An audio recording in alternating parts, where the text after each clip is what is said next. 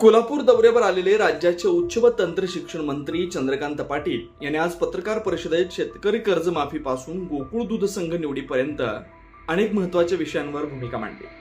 शेतकऱ्यांच्या जीवनात आमूलाग्र बदल घडवण्यासाठी सरकारनं कर्जमाफी आणि वीज बिल माफीचे निर्णय घेतल्याचं सांगत 2 लाख रुपयांपर्यंतचं पात्र कर्ज पूर्णपणे माफ केलं जाणार असल्याची ग्वाही दिली।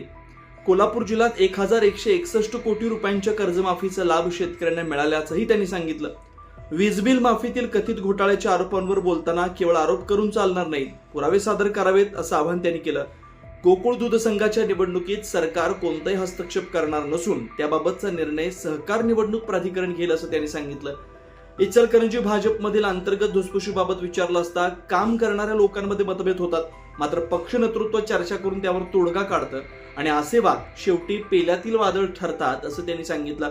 याशिवाय मराठी भाषेच्या संवर्धनासाठी राज्य सरकार आवश्यक निर्णय घेत असून साहित्य आणि भाषा विकासासाठी अधिक बळ दिलं जात असल्याचं त्यांनी म्हटलंय।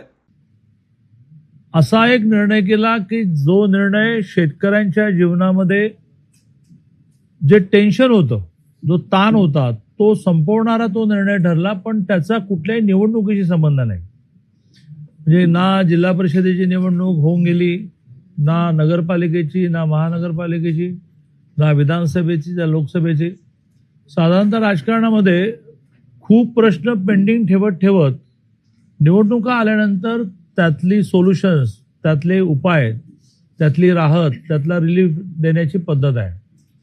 पण माननीय देवेंद्रजी आणि दोन्ही उपमुख्यमंत्री यांचा सातत्याने प्रयत्न प्रत्येक गोष्ट राजकारणाशी जोडण्याचा नाही, आणि त्यामुळे 2-3 वर्ष अजून कर्जमाफी लांबली तर शेतकऱ्याचं जगणं असह्य होईल असं लक्षात घेऊन पुण्यश्लोक अहिल्यादेवी होळकर शेतकरी कर्जमुक्ती योजना आणि त्याच्याबरोबरीने 48,000 कोटीची वीजबाल थकबाकीची माफी, हे 2 मोठे निर्णय एका वेळेला घेतले।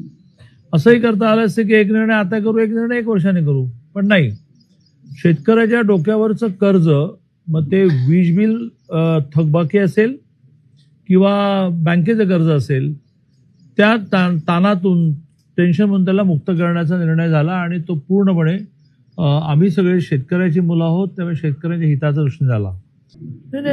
हे बघा, माझी तुम्हाला हात जोडून विनंती आहे, आणि त्यासाठी मी माझ्या दरमहा येणाऱ्या सॅलरीमधून तुम्हाला काही इन्स्ट्रुमेंट्स घ्यायला, सपोर्टही करायला तयार आहे। तुम्ही घेऊ शकता, पण मला वाटतं की तुम्ही सगळ्यांनी अभ्यास केला पाहिजे, वाचलं पाहिजे, सारखं ऑनलाईन गेलं पाहिजे, असं माझं त्यात आपल्या सगळ्यांना म्हणणं आहे।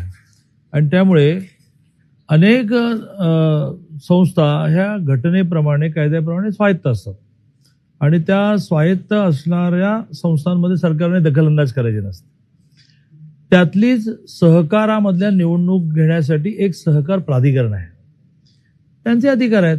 आता ह्या सहकार प्राधिकरणाला हायकोर्टाचा निर्णय पोहोचला, मग सहकार प्राधिकरणाला जर असं वाटलं की how it is possible in 3 months, कारण अजून मला बऱ्याच गोष्टींचे निर्णय आहे। कोणी सहकार न्यायालयात जाऊन बसलाय, कोणी हायकोर्टात गेला आहे, कोणी DDR कडे अपील केलं आहे।